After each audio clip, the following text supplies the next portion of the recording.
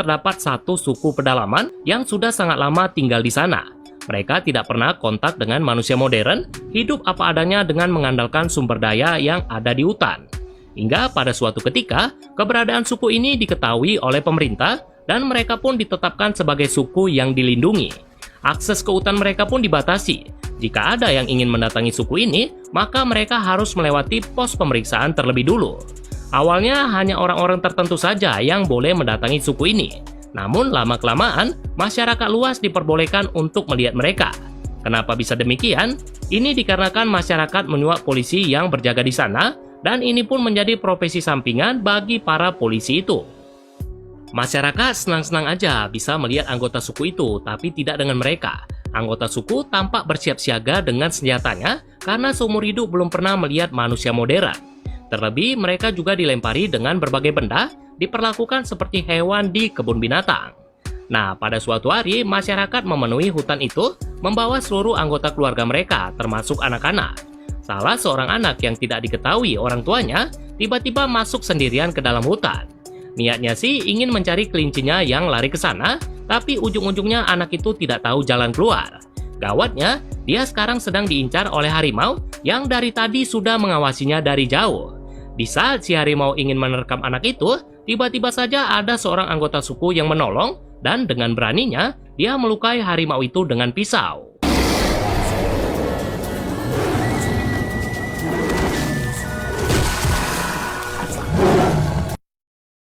Awalnya, anggota suku itu mau pergi sambil membawa anak tersebut. Namun dia tidak tega melihat si harimau yang terus merintih kesakitan.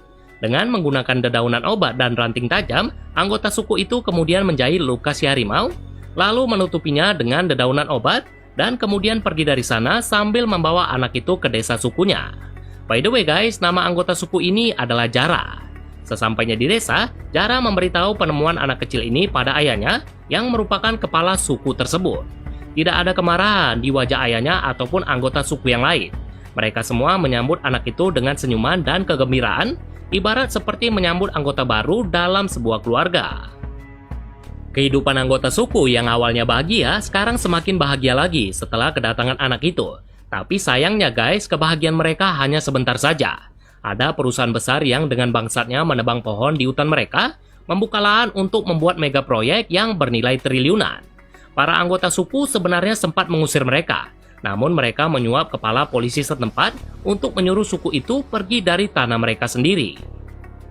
Puluhan polisi pun langsung dikerahkan ke desa suku itu. Pemimpin mereka yang bernama San Mugam tanpa basa-basi langsung menyuruh suku itu pergi dari sana dengan bantuan seorang pria yang bisa bahasa suku itu.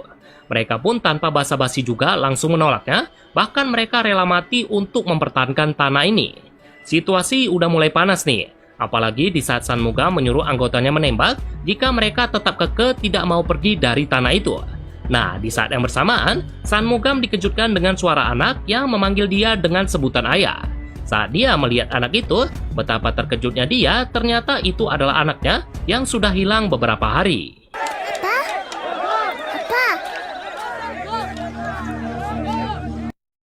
Anak itu pun bilang kalau dia diselamatkan oleh Jara dari serangan harimau yang hampir saja menerkamnya. San Mugam yang awalnya kasar kepada mereka, seketika itu langsung menangis dan kemudian tanpa henti terus mengucap terima kasih. Karena San Mugam gagal mengusir mereka, atasannya kemudian menyuruh seorang polisi yang terkenal tanpa rasa kasihan alias polisi psikopat, yaitu pria bernama Michael. Dengan membawa pasukan yang bersenjata lengkap, mereka dengan teganya menangkap para anggota suku, memukuli mereka seperti hewan, dan kemudian mereka juga tidak segan-segan menembak bagi yang berani melawan.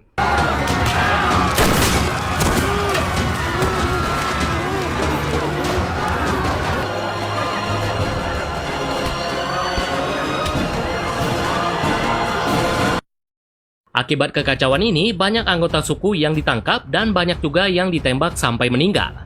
Yang bikin lebih sedih lagi guys adalah di saat Jara ditangkap menggunakan jaring sembari melihat ayahnya ditembak di depan matanya sendiri.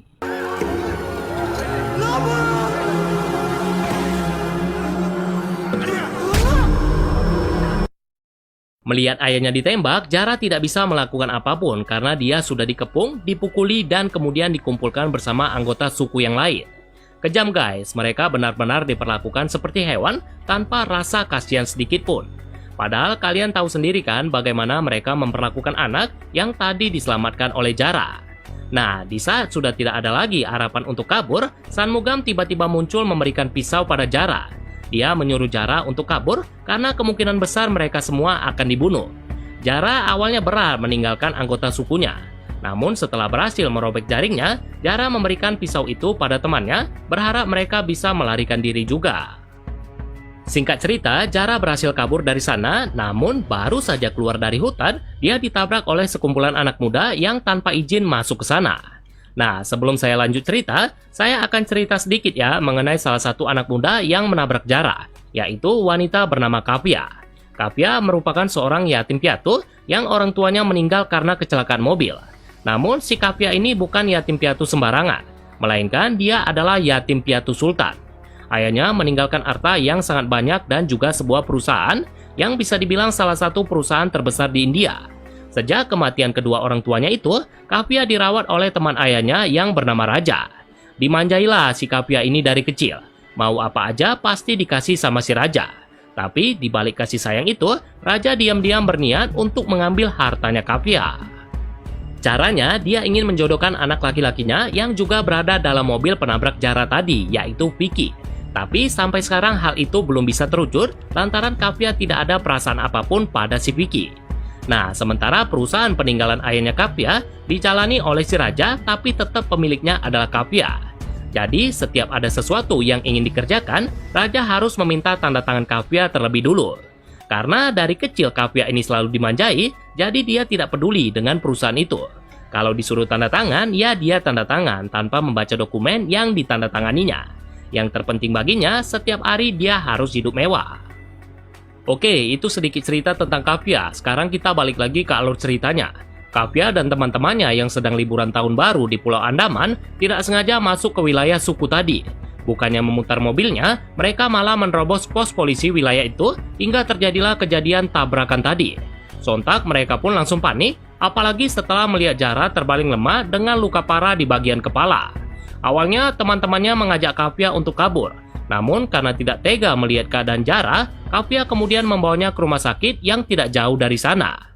Sesampainya di sana, dokter rumah sakit tidak mau merawat Jara lantaran dia adalah anggota suku. Satu-satunya cara untuk menyelamatkan Jara adalah dia menyuruh mereka untuk membawa Jara ke rumah sakit kota besar. Kebetulan, kota besar yang dekat dari sana itu adalah Chennai dan kebetulan juga di kota itulah Kavya tinggal. Singkat cerita, Jara dirawat di salah satu rumah sakit dan beberapa hari kemudian Kavya datang karena diberitahu Jara telah sadar. Sesampainya di sana, dia malah dikejutkan dengan kelakuan kocak dari si Jara. Jara yang kebingungan sedang berada di mana, langsung memporak-porandakan rumah sakit itu. Barang-barang di sana pada dihancurinya. Orang-orang juga dipukulinya, dibantingnya ke sana-sini. Udah mirip-mirip lah kelakuannya kayak John Cena.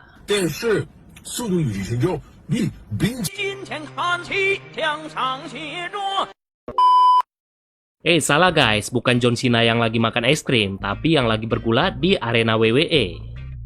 Awalnya, Kavya tidak mau tahu lagi tentang si Jara. Baginya, setelah dia membawa Jara ke rumah sakit dan membayar biaya rumah sakitnya, urusan dia dengan si Jara telah selesai. Namun, pihak rumah sakit malah membawa Jara ke rumah Kavya, lantaran Kavya lah yang memasukkan Jara ke rumah sakit, alias yang bertanggung jawab.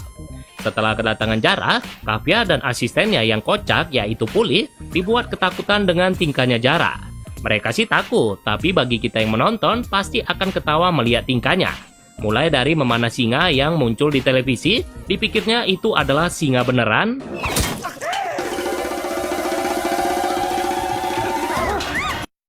Lalu memakan sayuran mentah dengan sangat lahap, seperti orang yang tidak makan selama 3 tahun.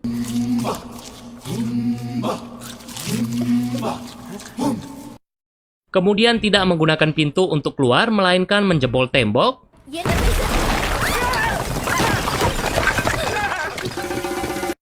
Dan terakhir dia tidak tidur di atas kasur, melainkan dia tidur di atas pohon.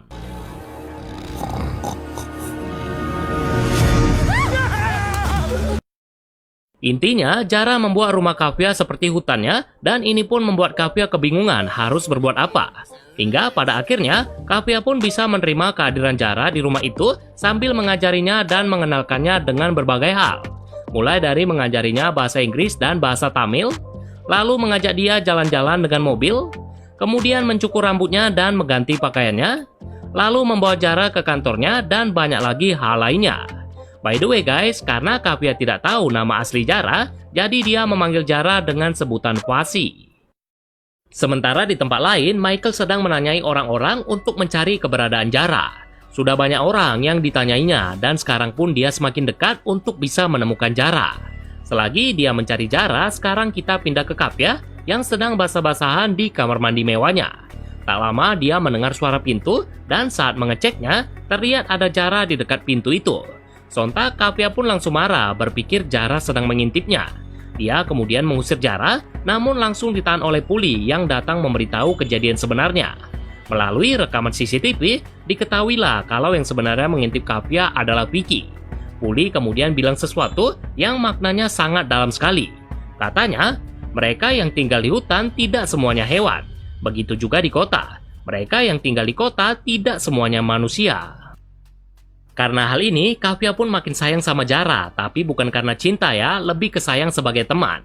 Dia juga selalu membela Jara dalam keadaan apapun, walaupun Jara sering membuat orang lain merasa terganggu dengan kehadirannya.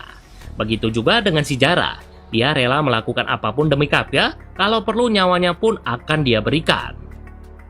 Singkat cerita, beberapa hari kemudian, ada pesta di rumah Kafia untuk merayakan proyek besar bernilai 2.000 kor, atau kalau dirupiahkan itu sekitar 2 triliun. Raja yang mengurus proyek itu memanggil teman-teman bisnisnya berkumpul di sana. Selain untuk merayakan proyek itu, mereka juga ingin mengumumkan pertunangan Vicky dan juga Kafia. Kafia yang saat itu sedang memakaikan jas pada Jara, langsung terkejut mendengarnya. Dia pun langsung menolaknya mentah-mentah, namun Vicky memaksanya sambil memegangi tangannya dengan kuat. Karena berpikir Kafia sedang disakiti, spontan Jara pun langsung mengamuk, dan tanpa ampun, dia langsung memukuli Vicky sampai babak belur. Kalau babak belur aja masih mending lah ya, ini si Vicky dipukulinya seperti begal yang ketangkep sama warga. Setelah puas memukuli Vicky, tiba-tiba saja Michael dan anggotanya datang ke sana. Mereka langsung menangkap Jara memakai jaring, sama seperti yang mereka lakukan di hutan tadi. Jara kemudian dibawa kembali ke Andaman, sementara si Kafia hanya bisa menangis, tidak percaya melihat Jara dibawa begitu saja. Karena tidak mau terjadi apa-apa dengan Jara, keesokan harinya Kafia mengajak Puli pergi ke Andaman. Sementara di rumah sakit tempat Vicky dirawat, dokter yang merawat Vicky sangat terkejut dengan keadaannya. Dipikirnya si Vicky ini dipukuli oleh puluhan orang. Dia kemudian bilang pada Raja kalau si Vicky ini masih bisa diselamatkan, namun ada tapinya. Vicky akan memakai penyangga leher untuk selamanya, alias dia akan cacat seumur hidup. Sontak Raja pun langsung terkejut, namun dia dibuat makin terkejut setelah diberitahu kalau Kafia belum menandatangani proyek 2.000 kor tadi. Selanjutnya, scene kemudian pindah ke Kafia dan juga Puli yang sekarang berada di kantor polisi Andaman. Mereka diberitahu kalau Jara ditahan di kantor itu, namun polisi-polisi korup di sana langsung menyangkalnya. Mereka bersikeras Jara tidak ada di sana, bahkan mereka sempat mengkasari Kafia dan Puli. Jara yang melihat ini dari sel tahanannya langsung ngamuk sengamuk-ngamuknya. Satu persatu polisi di kantor itu diajarnya, di smackdown-nya, bahkan ada yang diputar-putarnya. Di saat yang bersamaan, Michael bersama anggotanya datang ke sana, dan ini pun membuat mereka terpaksa melarikan diri masuk ke dalam hutan. Aksi kejar-kejaran dan perkelahian pun terjadi di sini, bahkan Jara hampir ditembak oleh seorang polisi. Namun, setelah melihat wajahnya Jara, polisi itu tidak jadi menembak. Kenapa? Karena dia adalah polisi yang punya hutang budi pada si Jara, yaitu Shanmugam. Shanmugam pun langsung terkejut tidak menyangka, sembari dia juga senang karena mengetahui Jara masih hidup. Dia kemudian menceritakan kisahnya Jara yang tadi sudah saya bilang di awal cerita. Selain menceritakan kisah itu, Shanmugam juga bilang kalau anggota suku yang ditangkap tadi, mereka masihlah hidup. Mereka berhasil melarikan diri ke suatu tempat yang bernama Bukit Gajah. Hanya satu hal yang sekarang ada di pikiran Kafia setelah dia mendengarkan kisahnya Jara. Dia bertekad untuk membantu Jara bertemu dengan anggota sukunya, memperbaiki kehidupan mereka yang telah dirusak, dan barulah setelah itu dia akan pergi meninggalkan Jara. Di sini ada yang keren nih guys, ada seekor burung elang yang dari dulu suka membantu suku itu. Ibaratnya burung itu seperti pemberi pesan, mau itu pesan baik atau pesan buruk. Nah, di saat Jara, Kavya, dan Puli sedang mencari anggota suku, si elang tiba-tiba muncul dan langsung memberitahu di mana tempat anggota suku itu. Sayangnya, saat ingin pergi ke sana, mereka dikejutkan dengan penemuan burung mata-mata alias drone milik militer komando khusus yang didatangkan dari New Delhi. Jumlah mereka ada kurang lebih belasan, dipimpin oleh seorang pria bernama Surya, dan mereka sengaja dipanggil raja untuk mencari Kavya. Dengan peralatan canggih ini, mereka berhasil mendeteksi keberadaan Kavya dan yang lainnya, namun itu hanya sesaat saja. Beberapa anggota yang dikirim Surya berhasil diajar sama Jara, sementara drone mata-mata tadi dengan kerennya dibawa oleh si elang ke markas tentara itu. Sir, ada nama sir. Walaupun berhasil lolos, ada kejadian mengerikan yang mereka alami. Kavya hampir saja terjatuh ke dalam jurang, tapi untungnya diselamatkan oleh Jara dengan mengeluarkan kekuatan Tarjannya. Agak kocak sih guys adegan ini, karena efek CGI-nya itu sangat tidak memadai. Akibat kejadian ini, Kavya tidak sadarkan diri dan dia pun langsung dibawa pergi sama si Jara. Sementara Puli yang masih berada di atas jurang, dengan paniknya terus memanggil-manggil Jara karena tidak tahu harus pergi kemana. Si Jara cuek aja karena dia tahu Puli nggak bakal kenapa-kenapa dan nanti pasti akan ketemu lagi dengan mereka. Singkat cerita, Kavya sudah sadar dari pingsannya dan mereka pun melanjutkan perjalanan ke tempat anggota suku. Saat di perjalanan, Kavya mendatangi sebuah tempat karena melihat ada asap dari tempat tersebut. Dipikirnya itu adalah tempat para anggota suku, namun ternyata itu adalah tempat para tentara yang sekarang sudah mendapat bantuan dari Michael dan anggotanya. Spontan, Kavya pun langsung panik, sementara para tentara dan polisi itu langsung menembaki Jara. Di suasana yang sudah sangat kacau ini, Jara dan Kavya berusaha melarikan diri dari sana, namun tanpa diduga-duga, kaki Jara malah terkena jebakan hewan. Kalau kalian pikir Jara akan ditangkap atau ditembak mati, kalian salah guys. Disinilah kalian akan melihat adegan paling keren di film ini. Jara yang sudah tidak berdaya, mendapat bantuan dari harimau yang tadi diselamatkannya, atau dalam arti lain, harimau itu ingin membalas budi. Tanpa ampun, satu persatu manusia bangsat itu pun langsung diterkam habis sama si harimau. Dia tidak membiarkan satupun dari mereka kabur karena dia tahu mereka itu adalah orang-orang jahat.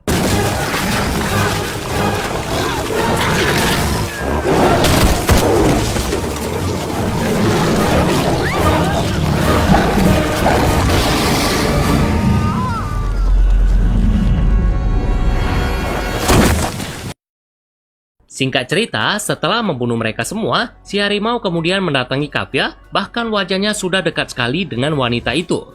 Kebetulan di saat yang bersamaan, Jara telah berhasil melepas ikatannya dan kemudian menarik Kavya menjauh dari harimau itu. Si harimau sebenarnya nggak ada niat sih untuk menerkam Kavya, karena dia juga tahu kalau Kavya adalah temannya Jara. Setelah itu, Jara dan Kavya beristirahat di suatu tempat sambil membawa harimau tadi seperti peliharaan mereka. Udah mirip-mirip lah kayak Sultan Dubai. Tak lama kemudian, Puli tiba-tiba nongol dalam keadaan kecapean karena sudah satu harian mencari mereka. Sebelum bisa beristirahat, dia malah dibuat lari pontang-panting karena ketakutan melihat harimau itu. Jara dan Kavya kemudian mengejarnya hingga ke suatu tempat yang cukup jauh dan tanpa mereka sadari, mereka telah sampai ke tempat sukunya Jara. Awalnya, anggota suku itu mengusir mereka karena trauma dengan kejadian pembantaian yang pernah mereka alami. Namun setelah Jara memanggil beberapa nama anggota suku, mereka pun langsung mendatangi Jara dan siapkan tisu kalian guys, karena kalian akan melihat adegan pertemuan yang sangat mengharukan.